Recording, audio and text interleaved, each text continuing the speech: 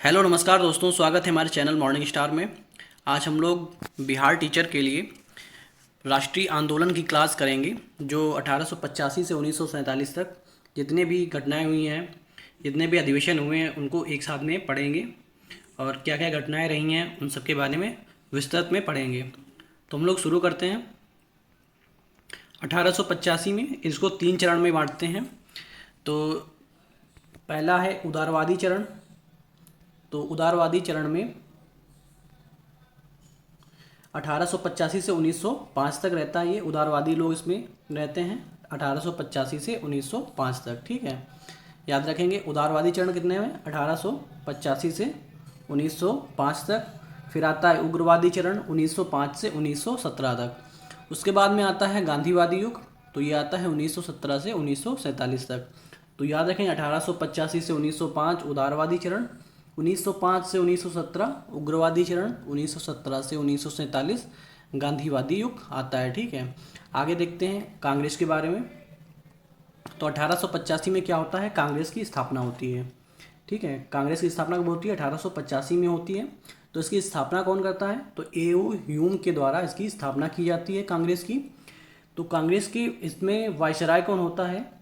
जब कांग्रेस की स्थापना होती है तो वायसराय कौन रहता है? डफरिन। ठीक है, वायसराय कौन रहता है? डफरिन। तो इनका कार्यकाल रहता है 1884 से 1888 तक। ठीक है, डफरिन का रहता है 1884 से 1888 तक। तो याद रखेंगे ए.ओ. ह्यूम कांग्रेस का नाम बदलकर क्या रखा? भारतीय राष्ट्रीय संघ रखा। ठीक है, कांग्रेस का नाम बदलकर क्या रखा? भारतीय राष्ट्रीय संघ रखा। किसने? ए.ओ. ह्यूम ने। तो याद रखेंगे, महत्वपूर्ण प्रश्न है। उसके बाद में दादा भाई नौरोजी ने 1886 में इसका नाम संघ की जगह पे हटा के कारक क्या रखा? कांग्रेस रखा, भारतीय राष्ट्रीय कांग्रेस। ठीक है, पहले क्या था? भारतीय राष्ट्रीय संघ था। उसका नाम क्या था? मतलब ए.ओ. ह्यूम ने क्या रखा था? भारतीय राष्ट्रीय संघ। दादा भाई नौरोजी ने 1886 में नाम चेंज करके क्या रखा? भारतीय राष्ट्रीय कांग्रेस रखा। ठीक है, तो याद रखेंगे, महत्वपूर्ण प्रश्न है। The great old man of India किन्हें कहा जाता है? तो ये दादा भाई नौरोजी जी को क्या कहा जाता है? The great old man of India. ठीक है, आगे देखते हैं। तो सबसे युवा अध्यक्ष कौन थे उस टाइम पे कांग्रेस में? तो वो थे अबुल कलाम थे। ठीक है, कौन थे? अबुल कलाम थे। इन्होंने 1923 में कांग्रेस की अध्यक्षता की। किस अधिवेशन में? दिल्ली के अधिवेशन में अध्यक्षता की। ठीक है, तो अबुल कलाम आज़ाद ये जो है सबसे युवा अध्यक्ष थे और ये सबसे पहले शिक्षा मंत्री भी थे। ठीक है, सबसे पहले अगर शिक्षा मंत्री की बात कर दे तो कौन थे? अबुल कलाम आज़ाद। ठीक है, और इन्होंने 1923 में दिल्ली अधिवेशन की अध्यक्षता की। आगे देखते हैं हम लोग कांग्रेस के महत्वपूर्ण अधिवेशन। तो हमने इसमें जितने भी महत्वपूर्ण हैं वो हम लोग कवर करेंगे। तो देखते हैं 1885 में इस कांग्रेस के अधिवेशन की अध्यक्षता किसने की? तो व्योमेश चंद्र बनर्जी ने की। ठीक है, किसने? व्योमेश चंद्र बनर्जी ने की। स्थान कहाँ पे? बम्बई में। ठीक है, कहाँ पे हुई थी? 1885 वाली बैठक कहाँ पे हुई थी? बम्बई में हुई थी। अध्यक्षता की थी व्योमेश चंद्र बनर्जी में। तो ये कहाँ पे हुई थी? बम्बई के गोकुलधाम तेजपाल संस्कृत विश्वविद्यालय में हुई। ठीक है, बम्बई के गोकुलधाम तेजपाल संस्कृत विश्वविद्यालय में हुई। और इसमें मेंबर कितने थे? 72 मेंबर थे। तो ये इंपॉर्टेंट क्वेश्चन है, इसमें मेंबर पूछ देता है, तो आप लोग याद रखेंगे कितने मेंबर थे। तो 1885 वाली बैठक में 72 मेंबर थे। अगला है 1886। तो 1886 वाली बैठक कहाँ पे हुई? कलकत्ता में हुई। और इसके अध्यक्ष कौन थे? दादा भाई नौरोजी थे। ठीक है, इसके अध्यक्ष कौन थे? दादा भाई नौरोजी थे। अगला है 1887। 1887 वाली बैठक कहाँ पे हुई? मद्रास में हुई। ठीक, कहाँ पे हुई? मद्रास में हुई। और ये इसके अध्यक्ष कौन थे? बदरुद्दीन तैयब जी। ठीक है, बदरुद्दीन तैयब जी ये कांग्रेस के पहले मुस्लिम अध्यक्ष थे। कांग्रेस के पहले मुस्लिम अध्यक्ष थे, तो याद रखेंगे। फिर आता है 1888। तो 1888 में कहाँ पे हुई? इलाहाबाद में हुई। ठीक है, वर्तमान में प्रयागराज। यानी 1888 में कहाँ हुई? इलाहाबाद में। इसके अध्यक्ष कौन थे? George Yule. जॉर्ज यूले ये पहले यूरोपियन अध्यक्ष थे। तो याद रखेंगे सीरियल से 1885, 86, 87 और 88। तो पहली 1885 कहाँ पे हुई? बम्बई में। 86 कोलकाता में, 87 मद्रास में और 88 इलाहाबाद में। अध्यक्ष कौन थे 1885 में? व्योमेश चंद्र बनर्जी। 86 में दादा भाई नौरोजी। 87 में बदरुद्दीन तैयब जी और 88 में जॉर्ज यूले। और यूले कैसे थे? यूरोपियन अध्यक्ष थे। कांग्रेस के पहले मुस्लिम अध्यक्ष कौन थे? बदरुद्दीन तैयब जी। 1887 अधिवेशन की अध्यक्षता, तो याद रखेंगे। 1906 की अध्यक्षता किसने की? तो 1906 की अध्यक्षता की है दादा भाई नौरोजी ने, ठीक है, दादा भाई नौरोजी ने किए हैं। तो कहाँ पे की है? कलकत्ता में हुई है, 1906 में कलकत्ता में हुई है। और इस अधिवेशन में स्वराज शब्द का सर्वप्रथम प्रयोग किया गया है। बहुत से एग्जाम में आ जाता है, बहुत बारी एग्जाम में आया हुआ है कि स्वराज शब्द का सर्वप्रथम प्रयोग किस अधिवेशन में हुआ है? तो 1906 के कलकत्ता अधिवेशन में हुआ है, ठीक है। किसने किया है? दादा भाई नौरोजी ने। इसमें कांग्रेस ने 4 प्रस्ताव पारित किए। कौन कौन से प्रस्ताव थे? स्वदेशी, बहिष्कार, सुशासन और राष्ट्रीय शिक्षा। स्वदेशी, बहिष्कार, सुशासन और राष्ट्रीय शिक्षा। फिर आता है 1907 का अधिवेशन। तो 1907 में कौन सा अधिवेशन होता है? सूरत का अधिवेशन होता है। इसके अध्यक्ष कौन थे? रास बिहारी बोस थे। तो 1907 में अध्यक्षता कहाँ पे किसने की थी? रास बिहारी बोस ने की थी। कहाँ पे? सूरत में। तो इसमें क्या हुआ था? कांग्रेस जो है नरम दल और गरम दल में विभाजित हो गया था, ठीक है। नरम दल और गरम दल में फूट पड़ गई थी, तो इसलिए ये लोग विभाजित हो गए थे, नरम दल और गरम दल अलग अलग हो गए थे। फिर आता है 1911, ये भी बहुत इम्पॉर्टेंट है। तो ये 1911 में कहाँ पे अधिवेशन हुआ था? तो ये अधिवेशन हुआ था कलकत्ता में, ठीक है। कहाँ पे हुआ था? कलकत्ता में। और इसके अध्यक्ष कौन थे? विश्व नारायण धर, पंडित विश्व नारायण धर थे। और इस अधिवेशन में क्या हुआ था? पहली बार जनगण मन गाया गया, ठीक है, पहली बार जनगण मन गाया गया। तो ये बहुत इंपॉर्टेंट क्वेश्चन है, तो याद रखेंगे किस अधिवेशन में? 1911 कलकत्ता अधिवेशन में अध्यक्षता किसने की? पंडित विश्व नारायण धर ने। और पहली बार जनगण मन गाया गया। 1916, उसके बाद आता है 1916। तो इसका अधिवेशन कहाँ पे होता है? तो ये होता है लखनऊ में होता है, ठीक है। इसके अध्यक्ष कौन थे? तो अंबिका चरण मजूमदार, ठीक है। कौन थे? अंबिका चरण मजूमदार। इसमें क्या होता है? नरम दल और गरम दल पुनः मिल गए और मुस्लिम लीग के साथ में समझौता हो गया, ठीक है। नरम दल और गरम दल मिल गए, इसके बाद में मुस्लिम लीग के साथ समझौता भी हो गया। 1917 का अधिवेशन, तो ये कहाँ पे होता है? कलकत्ता में होता है, ठीक है। 1917 कहाँ पे होता है? कलकत्ता में होता है। इसकी अध्यक्ष कौन रहती हैं? एनी बेसेंट रहती हैं, ठीक है। कौन रहता है? एनी बेसेंट रहते हैं। ये पहली महिला अध्यक्ष थी जिन्होंने कांग्रेस अधिवेशन की अध्यक्षता की, ठीक है। 1917 कलकत्ता अधिवेशन, एनी बेसेंट जो पहली महिला थी जिन्होंने पहली बार कांग्रेस अधिवेशन की अध्यक्षता की। 1925 में कौन सा अधिवेशन होता है? कानपुर, ठीक है, कानपुर अधिवेशन होता है। इसकी अध्यक्षता किसने की? सरोजनी नायडू ने की। ये पहली भारतीय महिला अध्यक्ष थी, ठीक है। पहली भारतीय महिला अध्यक्ष कौन थी? सरोजनी नायडू। 1925 कानपुर। 1924 में कौन सा अधिवेशन होता है? बेलगामी अधिवेशन होता है, ठीक। कौन सा अधिवेशन होता है? बेलगामी अधिवेशन होता है। इसकी अध्यक्षता किसने की? गांधी जी ने की, ठीक है। ये जो है पहली और अंतिम बार अध्यक्ष रहे इसमें। गांधी जी ने सिर्फ एक ही अधिवेशन में भाग लिया, वो कौन सा था? 1924 बेलगावी अधिवेशन। और पहली और अंतिम बार जो है 1924 बेलगावी अधिवेशन में ही भाग लिया। उसके बाद आता है महत्वपूर्ण 1929 में। 1929 में क्या होता है? लाहौर अधिवेशन, ठीक है। कौन सा होता है? लाहौर अधिवेशन होता है। इसकी अध्यक्षता किसने की? पंडित जवाहरलाल नेहरू ने की। इसने की पंडित जवाहरलाल नेहरू ने की। इसमें क्या मांगे की गई? पूर्ण स्वराज की मांग की गई। लाहौर अधिवेशन कहाँ पे हुआ था? तो ये रावी नदी के तट पे हुआ था। और इन्होंने क्या ऐलान किया? 26 जनवरी 1930 को स्वतंत्रता दिवस मनाने का ऐलान किया, ठीक है। क्या? 26 जनवरी 1930 को स्वतंत्रता दिवस मनाने का ऐलान किया। तो याद रखेंगे। 1931 में क्या होता है?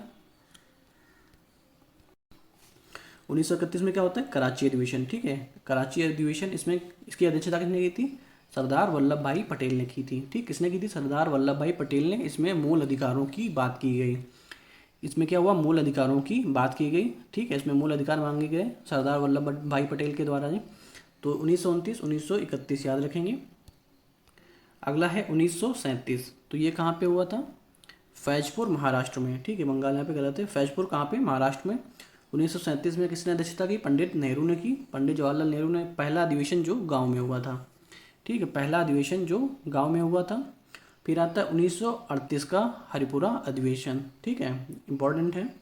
1938 हरिपुरा अधिवेशन। इसकी अध्यक्षता किसने की थी? सुभाष चंद्र बोस ने। इसमें क्या हुआ? राष्ट्रीय नियोजक समिति बनी, ठीक है, राष्ट्रीय नियोजक समिति बनी। किस अधिवेशन में? 1938 हरिपुरा अधिवेशन, सुभाष चंद्र बोस के द्वारा। फिर आता है 1939 में त्रिपुरी। ये कहाँ पे होता है? त्रिपुरी जबलपुर, एमपी में, ठीक है। ये कहाँ पर? त्रिपुरा और जबलपुर कहाँ पड़ता है? एमपी में पड़ता है, मध्य प्रदेश में। इसकी अध्यक्षता किसने की? सुभाष चंद्र बोस ने की। उसके बाद में फिर राजेंद्र प्रसाद ने की। तो उसमें दोनों लोगों ने की, पहले सुभाष चंद्र बोस ने की, उसके बाद में राजेंद्र प्रसाद ने की। तो याद रखेंगे। आगे देखते हैं 1905, ठीक है। 1905 में क्या होता है, बंगाल विभाजन होता है, तो ये महत्वपूर्ण घटना है, इसको देखते हैं। 1905 में इसका अधिवेशन कहाँ पे होता है, तो ये होता है बनारस में, ठीक है। 1905 में कहाँ पे वो अध्यक्षता रहती है, अध्यक्षता किसने की थी, गोपाल कृष्ण गोखले ने की थी। तो अधिवेशन कहाँ पे हुआ था, बनारस में हुआ था, और इसकी अध्यक्षता किसने की थी, गोपाल कृष्ण गोखले ने की थी। तो बंगाल विभाजन किस वायसराय के काल में हुआ था, तो करजन के, ठीक है। करजन का कार्यकाल कब से कब तक था, 1899 से 1905 तक था, ठीक है। तो वायसराय कौन था बंगाल विभाजन के समय, करजन था। निर्णय कब लिया गया, तो निर्णय लिया गया 20 जुलाई 1905 को। कब लिया गया, 20 जुलाई 1905 को लिया गया। तो याद रखेंगे, महत्वपूर्ण प्रश्न है, इन ये जो डेट्स दी हैं इनको जरूर याद रखें। 20 जुलाई 1905 को क्या हुआ, निर्णय लिया गया, और इसके विरोध में स्वदेशी आंदोलन चलाया गया कब, 7 अगस्त 1905 को, ठीक है। 20 जुलाई को निर्णय लिया गया और 7 अगस्त 1905 को क्या चलाया गया, स्वदेशी आंदोलन चलाया गया। कहाँ से, कलकत्ता के टाउन हॉल से। कहाँ से चला गया, कलकत्ता के टाउन हॉल से चला गया। बंगाल विभाजन कब होता है, 16 अक्टूबर 1905 को, ठीक है। 16 अक्टूबर 1905 को क्या होता है, बंगाल विभाजन हो जाता है। इसी दिन रविन्द्रनाथ टैगोर जी के द्वारा राखी दिवस मनाने की घोषणा की जाती है, ठीक है। तो इसी दिन 1971 में क्या होता है, अमार सुनार बंगला जो है बंगाल का राष्ट्रीय गीत बनता है।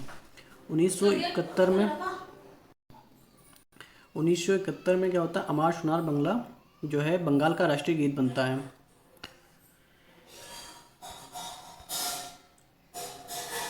आगे देखते हैं मुस्लिम लीग।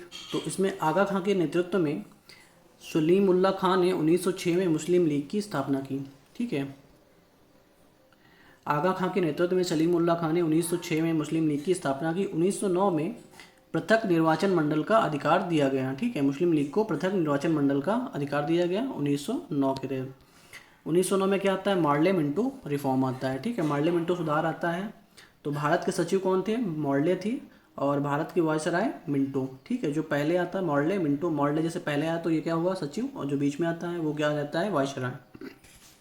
जैसे मॉन्टेग्यू चेम्सफोर्ड, तो चेम्सफोर्ड क्या हो गए, तो वो वायसराय हो गए, और मॉन्टेग्यू क्या हो गए, सचिव हो गए, ठीक है। तो याद रखेंगे भारत के सचिव कौन थे 1900 में, मॉर्ले, और मिंटो क्या थे, वायसराय थे। इसमें मुस्लिम लीग को निर्वाचन मंडल का अधिकार दिया गया, ठीक है। तो मुस्लिम लीग को निर्वाचन मंडल का अधिकार किस अधिनियम के तहत दिया गया, मॉर्ले मिंटो सुधार 1909 के तहत। उसके बाद में दिल्ली दरबार लगता है 1911 में। दिल्ली दरबार में क्या होता है, 12 दिसंबर 1911 को जॉर्ज पंचम व महारानी मैरी के स्वागत के लिए लगाया है। ये तीसरा दिल्ली दरबार था, ठीक है। 12 दिसंबर 1911 को जॉर्ज पंचम व महारानी मैरी के स्वागत के लिए यह लगाया गया। इस समय वायसराय कौन था, तो वायसराय थे हार्डिंग, ठीक है। कौन था, वायसराय थे हार्डिंग। तो याद रखेंगे, इंपॉर्टेंट क्वेश्चन इसमें वायसराय पूछ देगा कि दिल्ली दरबार, तीसरे दिल्ली दरबार में जॉर्ज पंचम और महारानी मैरी के स्वागत के लिए लगाया गया था, उसमें वायसराय कौन था, तो वायसराय थे हार्डिंग। तो इसमें क्या हुआ, इनके स्वागत, तो इन्होंने महाराज ने जॉर्ज पंचम और महारानी मैरी के द्वारा ये बंगाल विभाजन जो है रद्द कर दिया गया, और 23 दिसंबर 1912 को भारत की राजधानी कलकत्ता से दिल्ली स्थानांतरित कर दी गई, ठीक है। 23 दिसंबर 1912 को भारत की राजधानी कलकत्ता से दिल्ली को स्थानांतरित कर दिया गया। नई दिल्ली की रूपरेखा के वास्तुकार किससे जाना जाता है, तो एडविन लुटियन को जाना जाता है, ठीक है। नई दिल्ली की रूपरेखा के वास्तुकार किसे माना जाता है, एडविन लुटियन को माना जाता है। आगे देखते हैं, होम रूल लीग आंदोलन ये कब शुरू हुआ, तो 23 दिसंबर 1916 को बाल गंगाधर तिलक ने पूना में होम रूल लीग की स्थापना की, ठीक है। 23 अप्रैल 1916 को बाल गंगाधर तिलक ने पूना में होम रूल लीग की स्थापना की। सितंबर 1916 में एनी बेसेंट ने मद्रास में Akhil Bharatiya home rule league की स्थापना की। तो 2 होम रूल लीग हो गई, एक हो गई बाल गंगाधर तिलक की और एक हो गई एनी बेसेंट की। तो याद रखेंगे, बाल गंगाधर तिलक ने कहाँ से स्थापना की, पूना से स्थापना की, और एनी बेसेंट ने मद्रास में। कौन सी league, Akhil Bharatiya home rule league की स्थापना की। 1917 में तिलक ने 2 पत्र,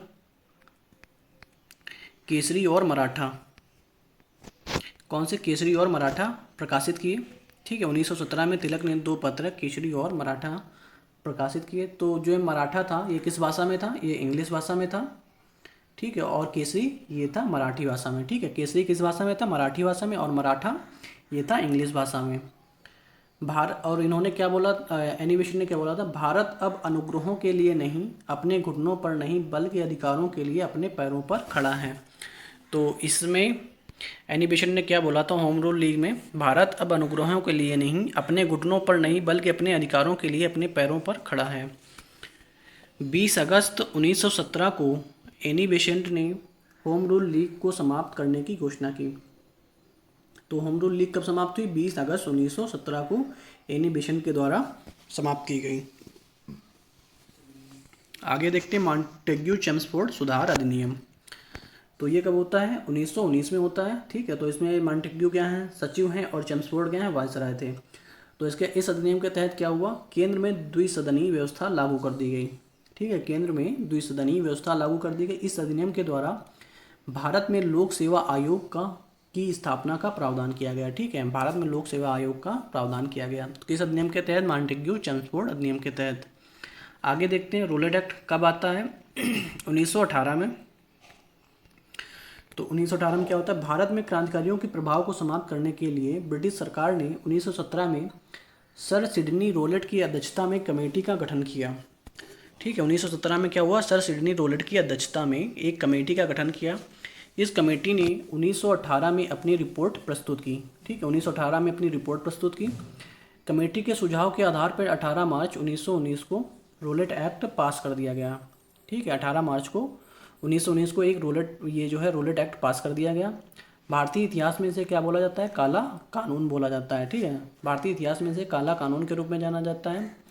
इस एक्ट को बिना वकील, बिना अपील, बिना दलील का कानून कहा जाता है। तो इम्पॉर्टेंट है, बिना वकील, बिना अपील और बिना दलील का कानून किसे कहा जाता है? तो रोलेट एक्ट को। तो याद रखेंगे। इसके बाद में क्या होता है? जलियांवाला बाग हत्याकांड कब होता है? 13 अप्रैल 1919 को। कब होता है? 13 अप्रैल 1919 को होता है जलियांवाला बाग हत्याकांड। ठीक है, कब होता है? 13 अप्रैल 1919। डेट याद रखेंगे। 23 मार्च को स्वामी श्रद्धानंद ने इस आंदोलन की बागडोर संभाली। ठीक है, इसके बाद क्या होता है? डॉक्टर सत्यपाल और सैफुद्दीन किचलू ने अमृतसर में मोर्चा संभाला। ठीक है, किसने? डॉक्टर सत्यपाल और सैफुद्दीन किचलू ने अमृतसर में मोर्चा संभाला। उसके बाद क्या होता है? 9 मार्च 1919 को डॉक्टर सत्यपाल और किचलू की गिरफ्तारी हो गई। तो इसमें क्या होता है? वैसाखी के दिन 13 अप्रैल 1919 को डॉक्टर हंसराज की गिरफ्तारी हुई। ठीक है, वैसाखी के दिन डॉक्टर जो हंसराज थे उनकी गिरफ्तारी हो जाती है, जिसके समर्थन में 20,000 लोग शांतिपूर्वक ढंग से जलियांवाला बाग में सभा कर रहे थे। ठीक है, तो जनरल डायल ने क्या किया? सभी को गोली मारने का आदेश दे दिया। ठीक है, इसे क्या बोला जाता है? जलियांवाला बाग हत्याकांड। तो इसके रिजल्ट क्या निकले? इसके फलस्वरूप क्या हुआ कि रविन्द्रनाथ टैगोर ने नाइटहुड की उपाधि को त्याग दिया। ठीक है, रविन्द्रनाथ टैगोर ने नाइटहुड की उपाधि त्याग दी। इसकी जांच के लिए हंटर कमेटी का गठन किया गया। आगे देखते हैं। उसके बाद में देखते हैं महात्मा गांधी जी के बारे में। महात्मा गांधी जी का जन्म कब होता है? 2 अक्टूबर 1869 को होता है। कहाँ पे? गुजरात के पोरबंदर में। कहाँ पे होता है? गुजरात के पोरबंदर में होता है। इनके पिता का नाम क्या था? मोहनदास करमचंद गांधी। और माता का नाम क्या था? पुतलीबाई। पत्नी का नाम क्या था? कस्तूरबा। और इनके 4 पुत्र थे, हरीलाल, मणिलाल, रामदास और देवदास। ठीक है, हरीलाल, मणिलाल, रामदास और देवदास। इन्हें राष्ट्रपिता की उपाधि किसने प्रदान की? तो सुभाष चंद्र बोस ने इनको राष्ट्रपिता की उपाधि प्रदान की। बापू की उपाधि किसने दी? इन्हें जवाहरलाल नेहरू ने। महात्मा की उपाधि किसने प्रदान की? तो रविन्द्रनाथ टैगोर ने इनको महात्मा की उपाधि प्रदान की। बाबा मलंग, तो बाबा मलंग की उपाधि किसने दी? तो खान अब्दुल गफ्फार खां। ठीक है, इन्हें सीमांत गांधी भी कहा जाता है। ठीक है, लाल कुर्ती आंदोलन किसने चलाया? तो खान अब्दुल गफ्फार खां। तो इन्हें खान अब्दुल गफ्फार खां ने महात्मा गांधी को किस उपाधि से? बाबा मलंग। नटाल कांग्रेस की स्थापना कब होती है? 1894 ईस्वी में दक्षिण अफ्रीका में महात्मा गांधी के द्वारा की गई। तो 9 जनवरी 1915 को महात्मा गांधी जो है भारत आए। इसी दिन को प्रवासी भारतीय दिवस के रूप में मनाया जाता है। गांधी जी के प्रमुख आंदोलन को देखते हैं। तो पहला है चंपारण सत्याग्रह आंदोलन। ठीक है, चंपारण सत्याग्रह आंदोलन ये कब होता है? 1917 में। ठीक है, कहाँ पे होता है? चंपारण, बिहार से शुरू होता है। इसमें अग्रणी कौन थे? कौन कौन से किन किन लोगों ने इसमें भाग लिया? राजकुमार शुक्ला, महात्मा गांधी, राजेंद्र प्रसाद, महादेव देसाई, भोला भाई देसाई। तो इन लोगों ने भाग लिया इसमें।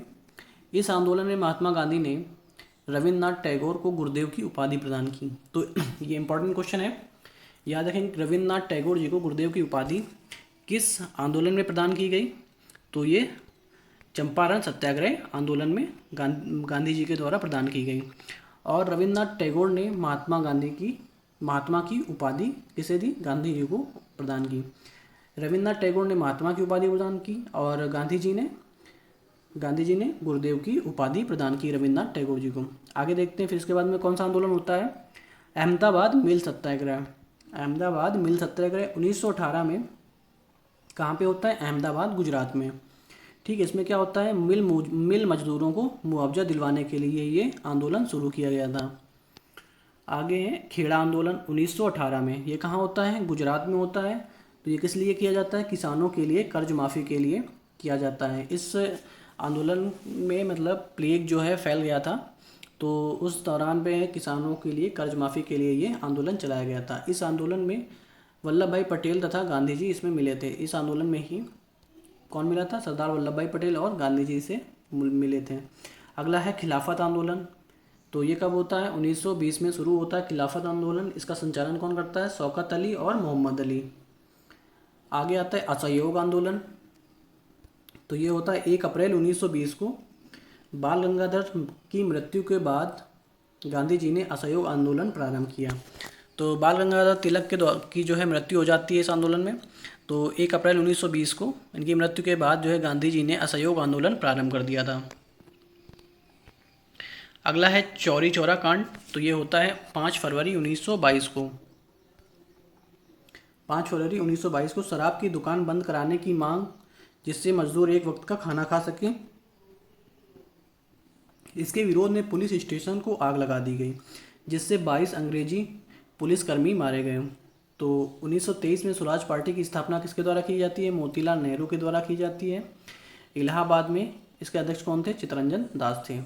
ठीक है, तो चौरी चौरा कांड में क्या होता है कि शराब की दुकान बंद कराने की मांग के लिए मजदूर जो है एक वक्त का खाना खा सकें, इसके विरोध में पुलिस स्टेशन को आग लगा दी गई, जिससे 22 जो है अंग्रेजी पुलिसकर्मी मारे गए।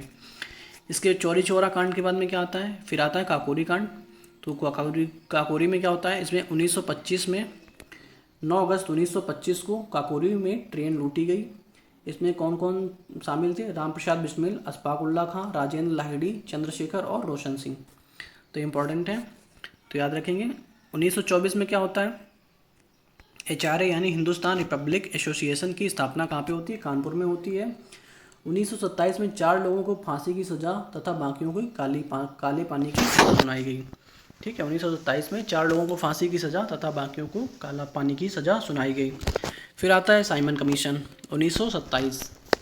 साइमन कमीशन का विरोध कर रहे लाला लाजपत राय पर JP सैंडर्स ने 30 अक्टूबर 1928 को लाठीचार्ज करवा दिया। परिणाम स्वरूप क्या होता है? 17 नवंबर 1928 को इनकी मृत्यु हो जाती है। ठीक है, तो 17 दिसंबर 1928 को भगत सिंह तथा उनके साथी ने गोली मारकर सैंडर्स की हत्या कर दी। और फिर इसके बाद क्या करते हैं? 8 अप्रैल 1929 को असेंबली में बम फोड़ देते हैं, जिससे वहाँ पे अफरा तफरी मच जाती है। 23 अप्रैल 1929 को भगत सिंह, राजगुरु और सुखदेव को फांसी दे दी जाती है। तो 23 अप्रैल 1929 को भगत सिंह, राजगुरु और सुखदेव को फांसी दी गई। याद रखेंगे डेट। लाहौर इसके बाद होता है लाहौर अधिवेशन। कब होता है? 1929 को। उसके बाद आता है सविनय अवज्ञा आंदोलन। कब होता है? 1930 को होता है। तो ये कब होता है? 12 मार्च 1930। यहाँ से दांडी यात्रा शुरू होती है 12 मार्च 1930 से 6 अप्रैल 1930 तक। ठीक है, 12 मार्च 1930 से शुरू होती है और 6 अप्रैल 1930 तक शुरू रहती है। तो शुरू कहाँ से होती है? साबरमती से दांडी तक। ठीक है, कितनी यात्रा तय करते हैं इसमें? 385 किलोमीटर की यात्रा तय करते हैं। कहाँ से? साबरमती से दांडी तक। इसमें कितने लोग शामिल थे? इसमें टोटल 80 लोग शामिल थे। उसमें 79 इंडियन थे और एक अमेरिकन न्यूज एडिटर था। ठीक, कौन? उसका नाम क्या था? वेब मिलर था। लाल कुर्ती आंदोलन एक किसके द्वारा चलाया गया? खान अब्दुल गफ्फार खान के द्वारा चलाया गया। आगे देखते हैं गोलमेज सम्मेलन। तो गोलमेज सम्मेलन होते हैं 1930 में, 31 में और 32 में। ठीक है, 1930, 1931 और 1932 में। तो इसमें पूछा जाएगा कि गांधी जी किस किस गोलमेज सम्मेलन में शामिल हुए थे? तो 1931 में गांधी जी शामिल हुए थे। और इसमें तीनों में कौन शामिल हुआ था? तो भीमराव अंबेडकर जी। फिर आता है पूना पैक्ट। पूना पैक्ट कब होता है? 1932 को होता है। इसमें गांधी जी और अंबेडकर के मध्य दलितों को लेकर विवाद हुआ था। ठीक है, पूना पैक्ट किसके लिए हुआ था? गांधी जी और अंबेडकर के मध्य दलितों को लेकर पूना पैक्ट हुआ था 1932 में। उसके बाद आता है गांधी इरविन समझौता। कब होता है? 1931 में होता है, 5 मार्च 1931 को। कब होता है? 5 मार्च 1931 को गांधी इरविन समझौता होता है। इसके अध्यक्ष कौन रहते हैं? Ramsay McDonald. भारत शासन अधिनियम, इसके बाद आता है 1935 को। ठीक है, इसके बाद क्या आता है? भारत शासन अधिनियम होता है 1935 में। क्या होता है? केंद्र में द्वैध शासन की स्थापना की गई। ठीक है, इसके द्वारा केंद्र में द्वैध शासन की स्थापना की गई। किस अधिनियम के द्वारा? भारत शासन अधिनियम 1935 के द्वारा। इसके बाद आता है अगस्त प्रस्ताव। 8 अगस्त 1940 को अगस्त प्रस्ताव आता है। फिर उसके बाद में आता है क्रिप्स मिशन। कब आता है? 23 मार्च 1942 को। ठीक है, 23 मार्च 1942 को आता है। इसके विरोध में भारत छोड़ो आंदोलन 8 से 9 अगस्त को शुरू किया गया। ठीक है, 8 से 9 अगस्त को क्या? भारत छोड़ो आंदोलन शुरू किया गया। अंग्रेजों ने ऑपरेशन जीरो चलाया, जिसके तहत 12 बजे क्रांतिकारियों को जेल में डाल दिया गया, जिसमें महात्मा गांधी और सरोजिनी नायडू को किस जेल में डाला गया? आगा खां जेल, पुणे में डाला गया। ठीक है, महात्मा गांधी और सरोजिनी नायडू को पुणे में आगा खां जेल में, जयप्रकाश नारायण को हजारीबाग जेल में झारखंड में, राजेंद्र प्रसाद को पटना जेल में, जवाहरलाल नेहरू, गोविंद वल्लभ पंत को अहमदनगर महाराष्ट्र की जेल में डाला गया। सीधी कार्रवाई दिवस कब मनाया गया? तो ये मनाया गया 16 अगस्त 1946 को। किसके द्वारा? मोहम्मद अली जिन्ना द्वारा। तो मोहम्मद अली जिन्ना ने इसमें क्या नारा दिया? लड़कर लेंगे पाकिस्तान। ठीक है, सीधी कार्रवाई दिवस 16 अगस्त 1946, मोहम्मद अली जिन्ना ने क्या नारा दिया? लड़कर लेंगे पाकिस्तान। आगे आता है कैबिनेट मिशन। तो कब आता है? 1945 में। और कब शुरू होता है? मार्च 1946 में। उसके बाद में आता है माउंटबेटन योजना, 24 मार्च 1947 को। ठीक है, माउंटबेटन योजना कब आती है? 24 मार्च 1947 को, तो याद रखेंगे। तो इसमें देखते हैं कुछ भारत के अंतिम गवर्नर जनरल कौन थे? तो सी राजगोपालाचारी थे। स्वतंत्र भारत के प्रथम गवर्नर जनरल की बात करें तो कौन थे? माउंटबेटन। ठीक है, स्वतंत्र भारत के प्रथम गवर्नर जनरल माउंटबेटन थे, तो याद रखेंगे। आप लोगों को इसकी पीडीएफ हमारे टेलीग्राम चैनल पे मिल जाएगी। टेलीग्राम का लिंक वीडियो को डिस्क्रिप्शन में मिल जाएगा, तो आप लोग वहाँ से पीडीएफ डाउनलोड कर सकते हैं और वहाँ से आप लोग रिवीजन कर सकते हैं। एक बार आप लोगों को जल्दी से याद हो जाएगा। आप लोग एक बार ज़रूर इसका रिवीजन करिए। आई होप आप लोगों को वीडियो पसंद आया होगा। वीडियो पसंद आया तो वीडियो को लाइक करें और चैनल को सब्सक्राइब करें। वीडियो को ज़्यादा से ज़्यादा शेयर करें। Okay, thank you guys.